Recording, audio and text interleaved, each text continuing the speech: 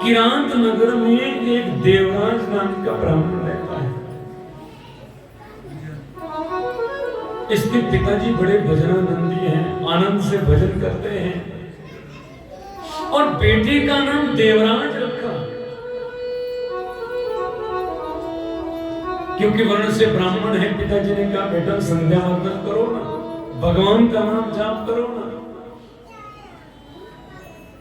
अब बचपन में जो था, बचपन में थोड़ी बात मान ली, धीरे धीरे बड़ा होने लगा, सत्संग इसको बढ़िया मिला नहीं, संग इसका खराब रहा, मित्र मंडली इसकी अच्छी रही। हमारे संग का हमारे जीवन में बड़ा फर्क पड़ता है, हम कैसे संग करते हैं।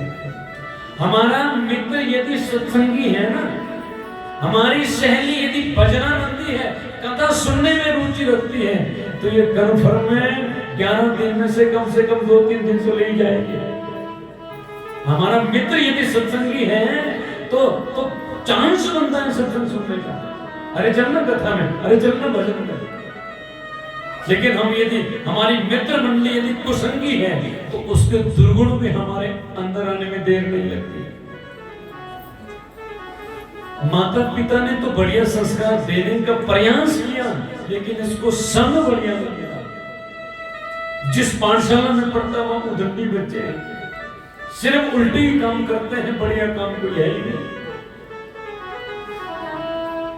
पिताजी तो अपने भजन में मस्त रहते हैं, माता जी ने लाड पाल से बच्चे को पाला, धीरे धीरे बड़ा भी हो गया और जैसे ही बड़ा हुआ तो उसका आदताईपन बढ़ता गया थोड़ा।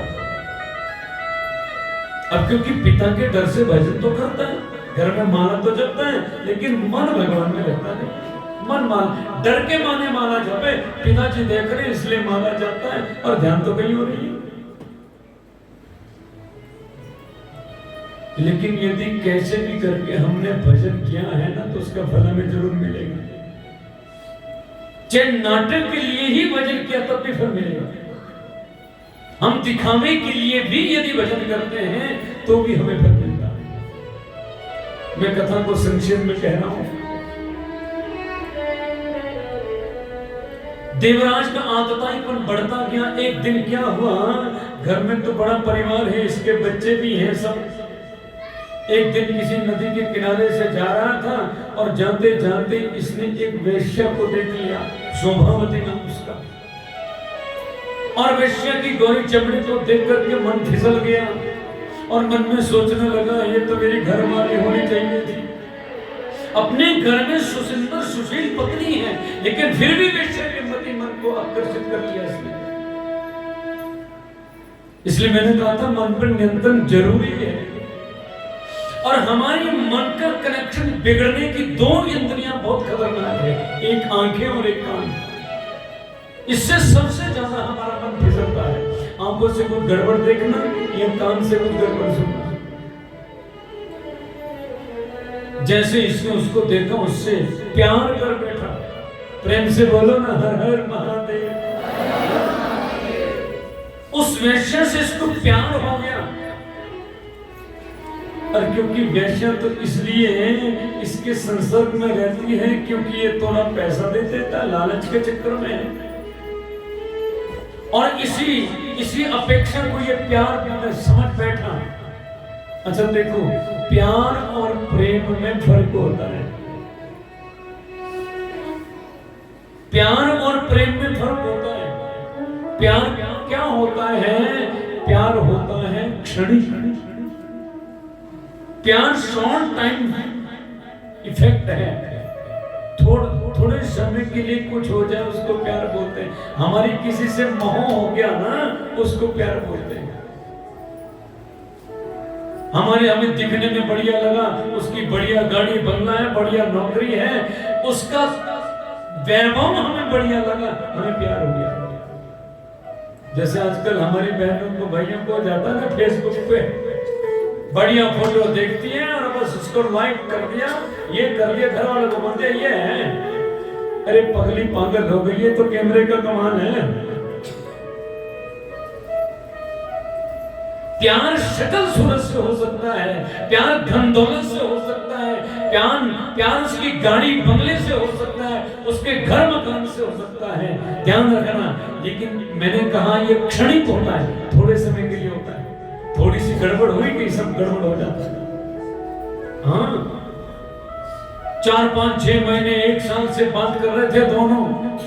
एक दिन उसकी जो प्रेमिका थी उसका फोन वेटिंग में आ गया, 3, 4, 5 मिस कॉल है, उसकी कॉल आई, वेटिंग में आ गया, उसका दिमाग घूम गया, कहीं और तो नहीं बात कर रही है। आ गया संशय, जैसे संशय इतनी देर में तुम मैं हो गया, और 1 साल का वो प्यार खत्म।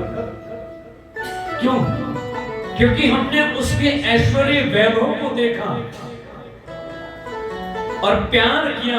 तो प्यार होता है क्षणिक। और ध्यान रखना, दूसरा शब्द है प्रेम।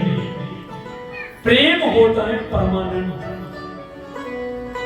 प्रेम भजन होता है ना, प्रेम जब अनंत हो गया। प्रेम परमानेंट होता है, और परमानेंट उससे हो सकता है जो परमानेंट रहता है, और परमानेंट आदमी तो रहता नहीं है।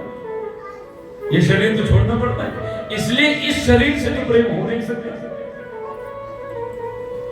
मैं आज भूमि को बना रहा हूं, ये सारे शब्द मुझे दोबारा प्रयोग करने, इसलिए मैं आपको भी बता रहा हूं। केवल कल परसों से जैसे टीचर पढ़ाता है ना, तो पिछले वाले का टेस्ट लेके चलता है, तो ये शब्द मेरे को दोबारा यूज करने सारे, क्योंकि भवानी शंकर श्रद्धा विश्वास रूपनी, भवानी श्रद्धा और भगवान शंकर विश्वास का प्रतीक है।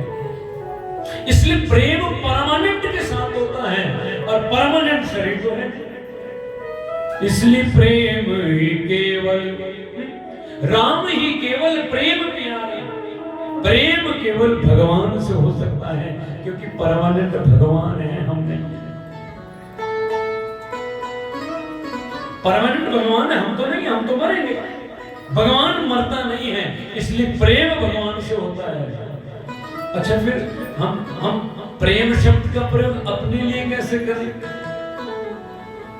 यदि हमें किसी से प्रेम करना है तो हमने परमानेंट वाले को देखना पड़ेगा, मतलब उसके अंदर भगवान को देखना पड़ेगा। और हम कल परसों की कथा में, मैं दोबारा इसको प्रयोग करूंगा, कल परसों की कथा में दोबारा सुनेंगे। मैं निवेदन कर रहा था, इस देवराज को उस वेश्या से प्यार हुआ, और प्यार क्षणिक होता है, प्यार उपेक्षाकृत होता है।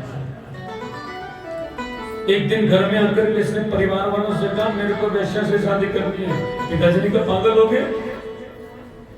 इतनी सुंदर धर्मन की भजनानंदी पत्नी घर में है, छोटे छोटे बच्चे हैं, तुझे प्यार की पड़ी है, तुझे शादी की पड़ी है, घर माना नहीं पिताजी ने। और जब नहीं माना तो इसने पिताजी को मारना प्रारंभ, कूटना प्रारंभ कर दिया, डंडे मारे। पिताजी घर छोड़ करके चले गए। ऐसा दुष्ट घर में रहेगा तो मैं भजन नहीं कर सकता, इसलिए पिताजी घर छोड़ करके चले गए। माता ने समझाया, नहीं माना, माता को भी घर छोड़ना पड़ा। छोटे बच्चे को लेकर के बेचारी इसकी पत्नी कहां जाती? उसने कहा, क्यों जी आप गलत कर रहे हैं, मेरे में कोई कमी हो तो मैं उसको सुधार सकती हूँ, मेरे से कोई गलती हो गई हो तो उसको मैं ठीक कर सकती हूँ। आप बताइए ना मुझमें क्या कमी है, क्यों आप उस वेश्या को घर में लाना चाहते हैं? अरे पिताजी चले गए, माताजी चले गए, ये सब आपके ही हित के थे। और ध्यान रखना, जब भी कभी जीवन में काम आते ना, अपने आते,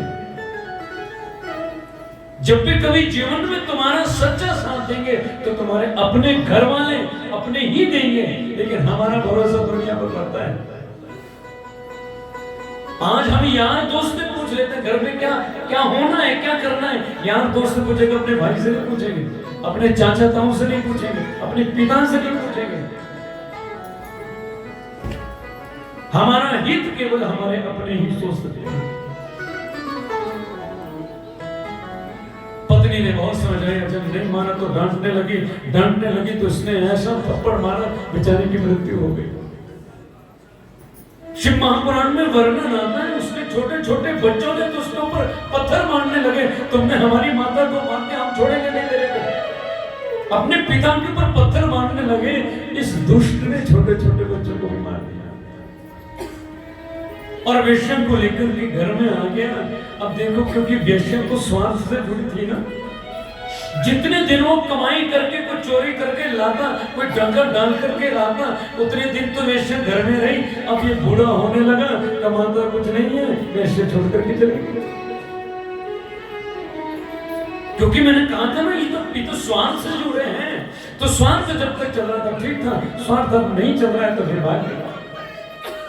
ये देवराज बेचारा क्या करता, अब तो वृद्धा बूढ़ा हो गया, वृद्धावस्था में है। गांव वाले इसको डांटने लगे, ये हत्यारा है, इसने बच्चों को मार दिया, इसकी वजह से माता पिता को कष्ट हुआ, घर में नहीं रह सका, आज आत्मग्लानि हुई तो घर छोड़ करके निकल गया।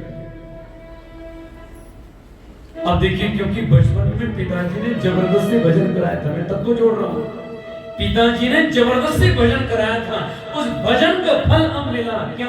आज घर छोड़कर जब गया तो सीधा पहुंचा गोकर्ण क्षेत्र में, आजकल का जो कर्नाटक है, गोकर्ण क्षेत्र में पहुंचा।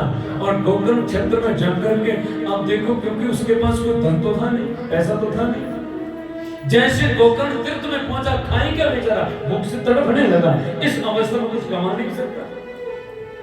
इसने देखा एक मंदिर में भंडारा चल रहा है, बढ़िया लोग आ रहे हैं और इतनी बढ़िया कथा चल रही है, और कथा के बाद भंडारा होता है। इसने कहा मजा आ गया, यहाँ कथा में ही हम भोजन करेंगे, कम से कम 10-11 दिन तो निकल जाएंगे। और सौभाग्य से शिव महापुराण की कथा चल रही। अब 1-2 दिन ही हुआ था कि देवराज आकर के कथा में बैठ गया, और जब कथा में बैठा तो अब देखो, इसका मन कथा में नहीं है, ध्यान रखना, ये केवल भोजन प्राप्त भंडारे के लिए कथा में बैठा है, कि भोजन मिलेगा तो कथा में, इसलिए कथा में बैठे, भोजन मिलेगा ना। आप कथा सुन रहे हैं, और शिव महापुराण की कथा का नियम है, शिव महापुराण की कथा को यदि हम श्रवण कर रहे हैं, शंकर की कथा को यदि हम सुन रहे हैं, या भगवान शंकर की पूजा को कर रहे हैं, तो इसके 3 नियम, 3 चीजों का होना जरूरी है महादेव की पूजा में। कौन से? क्योंकि बिना भस्म त्रिपुंडेन, बिना रुद्राक्ष मालया, बिना बिल्व पत्रेण न शिव पूजे। भगवान शंकर की कथा सुन रहे हैं तो 3 चीजों का होना जरूरी है। क्या? नंबर 1, आगे बड़े विस्तार से आएगा, मैं संक्षेप में बता रहा हूं। पहली चीज, हमारे मस्तक पर त्रिपुंड होना चाहिए। भगवान शंकर की पूजा यदि हम कर रहे हैं तो हमारे मस्तक पर त्रिपुंड होना जरूरी है। और शंकर की कथा सुन रहे हैं तो गले में रुद्राक्ष माला में होनी चाहिए।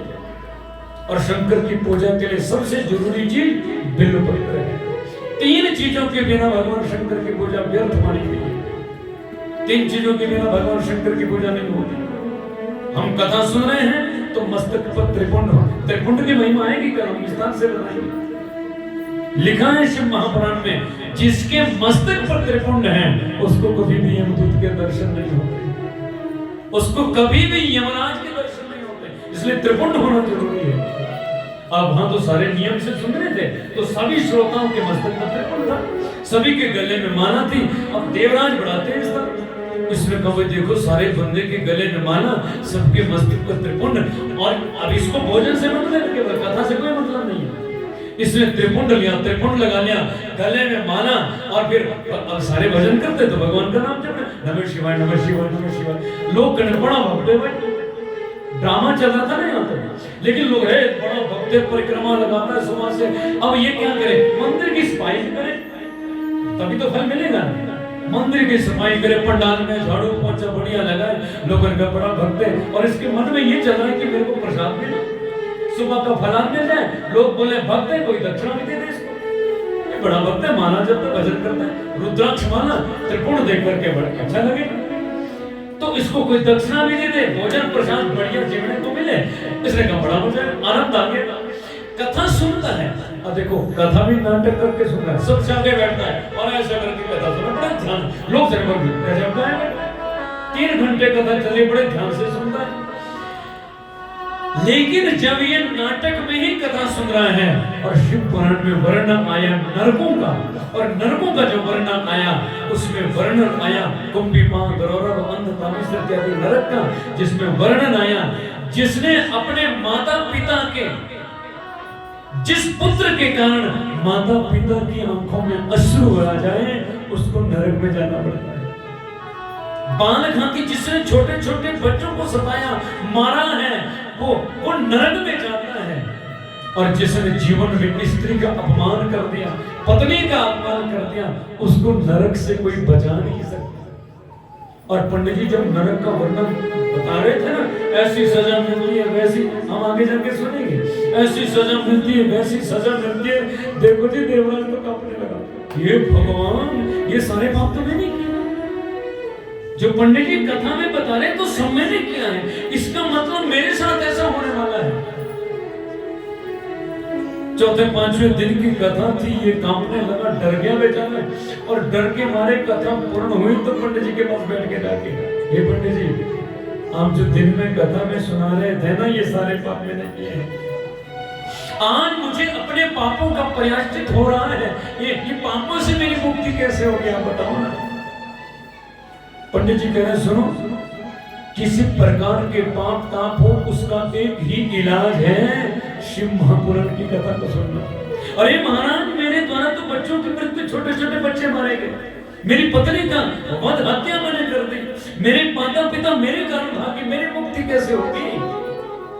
पंडित जी ने कहा चिंता मत कर, शिव महापुराण की कथा में वो ताकत है, कथा में यदि बैठ जाए और बैठ करके संकल्प कर ले, आज तक जितने भी पाप मैंने किए, हे भोलेनाथ उन पापों को क्षमा करना, आज के बाद कभी भी पाप नहीं करने वाला।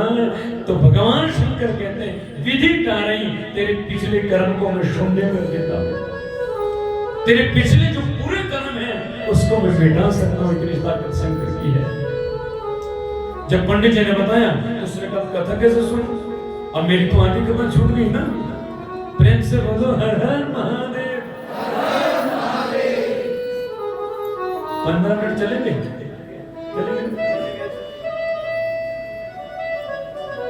अच्छा प्रेम से बोलो हर हर महादेव। इधर वाले तो बहुत पता नहीं मेरे नजदीक मुझे तभी सुन रहा है, उधर वाले का काम बड़ा ढीला चल रहा है। भंडारा बना, चिंता मत करो आप, और भगवान के नाम को तो बड़ी मस्ती में लेना चाहिए, और जगह कंजूसी रह जाए कर लो, भगवान नाम में कभी कंजूसी नहीं करनी चाहिए। हाँ बड़ा मस्ती में बड़ा दम। अच्छा एक बात बताऊं, भोलेनाथ की कथा तो भोला बन करके सुनी जाती है, बड़ी मस्ती में कथा सुनो, ये कोई बंधन नहीं है आपके लिए। और मैं तो सीधा सीधा कहता हूं, मैं तो किसी बंधन में रखता ही नहीं। भगवान की कथा बड़ी मस्ती में सुननी चाहिए, और मस्ती में मस्त रहो तो मस्ती में मस्त होकर के भाव से बोलो हर हर महादेव, ऐसे बोला करो। तुम्हें निवेदन कर रहा था, ये कहने लगा क्यों जी अब 4-5 दिन बाद पता लगा ना, तो 4 दिन पहले की कथा तो मैंने मन लगा के नहीं सुनी थी, तो 4 दिन की कथा तो छूट गई। पंडित जी ने कहा चिंता मत करो, दोबारा कथा सुनाऊंगा मैं। इसके बाद 7 दिन की कथा इसने बड़े ध्यान से सुना, और दोबारा बढ़िया मुहूर्त में बैठ कर पंडित जी से इसने दोबारा कथा को सुना, और इस बार जो सुना उसको अपने जीवन में उतार के देवराज 11 दिन तक जो अलमस्त 4 घंटे 3 घंटे बैठ करके जो सुना उसका अनुसरण अनुगमन किया, उसको जीवन में उतारा आपने। और मैं तो पहले प्रसंग से मैंने कहा कथा कोई नाटक नहीं है, कथा कोई मनोरंजन का विषय नहीं है, कथा को जीवन को बदलने की एक शैली है, मुक्ति को पाने का एक साधन कथा है। कथा को सुनकर के जीवन में परिवर्तन आना चाहिए, और मैं बड़े दावे से कह रहा हूं 11 दिन तक सुनोगे तो परिवर्तन अपने आप आएगा, करने की जरूरत नहीं पड़ेगी। इसने दोबारा से कथा सुना, और जैसे कथा सुना तो जो कुछ सुना उसको जीवन में इसने उतार लिया आपने, उस सुने हुए को जीवन में उतारा इसने। 11वें दिन कथा का विश्राम हुआ, पंडित जी ने कथा का विश्राम करके अपने घर को चले गए, और देवराज को पता नहीं कैसे करके ज्वर लग गया, बुखार हो गया। 2-3-4 दिन बाद मंदिर के किनारे वही इसकी मृत्यु हो गई। और जैसे मृत्यु हुई तो यमदूत सामने प्रकट हो गए। क्यों? क्योंकि इसने तो पूरे जीवन भर पाप किया है ना, ये तो पापी है, दुष्ट है, अत्याचारी है, इसलिए इसको हम नरक में ले जाएंगे।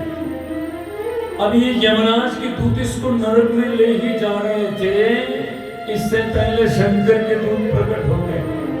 बोले शंकर भगवान की, महादेव के दूत प्रकट हो गए। हर हर महादेव, हर हर महादेव, हर हर महादेव। अरे भैया छोड़ो इसको, क्यों? अरे हम कह रहे हैं ना, क्योंकि श्री शंकर भगवान की कथा सुनी है। अरे भैया कथा तो पिछले 11 दिन से सुनी। ये इतने वर्षों से तो पाप ही कमा रहा था, पाप ही तो किया है, कथा तो कुछ दिन ही सुनी। भगवान शंकर के दूतों ने कहा सुनो, अंत समय में जिसके मुख से शंकर जी का नाम भी आ गया ना, उसको भी मुक्ति हो जाती है। सुनो, इसने तो कथा सुन ली। मरने से पहले भगवान शंकर का नाम आ गया, नमः शिवाय नमः शिवाय। भगवान शंकर का नाम भी आ गया तो भी मुक्ति है। और यमराज इसने तो पूरी शिव महापुराण की कथा को सुन लिया, इसकी मुक्ति कौन रोक सकता है? डरा धमका करके यमदूतों को वहां से भगाया। यमदूत तो भाग गए और भगवान शंकर के दूत इसको लेकर के एक सुंदर विमान में बिठाया। जैसे देवराज को विमान में बिठाया, इसका शरीर दिव्य हो गया कि दिव्य रूप धरो जात तुलसी दाम मंडिता पीतवास घनश्याम मुकुट कुंडलांगता। सुंदर मकराकृति कुंडल धारण किए और विमान में बैठ करके शंकर जी के धाम को जा रहा है। भगवान शंकर के पास जाकर किसने प्रणाम किया, रोने लगा, बाबा मैंने जीवन में कुछ भी बढ़िया नहीं किया, मेरे जीवन में कुछ भी बढ़िया नहीं हुआ। बोले शंकर जी का सुनो, जीवन उसका बढ़िया है जिसने अपनी मृत्यु को संभाल लिया। और तुमने तो अंत समय में बेटा मेरी कथा सुनी ना, जाओ जब मांगो तुझे क्या वरदान चाहिए। देवराज कहने लगा आपके दर्शन हो गए और मेरे को क्या चाहिए? नहीं नहीं, फिर भी तुझे कुछ तो मांगना ही पड़ेगा। देवराज कहने लगा क्यों जी? जिसका नाम जपने से शिवधाम प्राप्त हो गया, जिसकी कथा को सुनकर के शंकर भगवान की प्राप्ति हो गई। हे महादेव, यदि मुझे वरदान देना चाहते हो तो एक वरदान दे दो, आज के बाद 24 घंटे में तुम्हारा भजन करता रहूं, बस और कुछ नहीं चाहिए। अच्छा एक बात बताओ, भगवान शंकर का एक नियम है, भगवान शंकर से कोई भी वरदान मांगता है तो एक वरदान तो उसका होता जो मांगता है। एक वरदान भगवान शंकर अपनी तरफ से बोनस में देते हैं।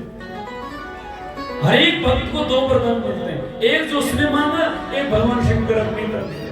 शंकर कहने फिर एक मेरी तरफ से भी ले ले, तू हर समय तो मेरा भजन करेगा निश्चित रूप से, लेकिन जा मैं वरदान देता हूं, आज के बाद तू मेरा गण बन करके मेरी सेवा करेगा। आज के बाद तू कैलाश पर ही मेरा गण बन करके रहेगा। आज देवराज को अनुभूति हुई, मैंने जीवन भर पाप किया तो मुझे शंकर की प्राप्ति होगी। काश मैंने जीवन में भजन किया होता, काश मैंने जीवन में भगवान का नाम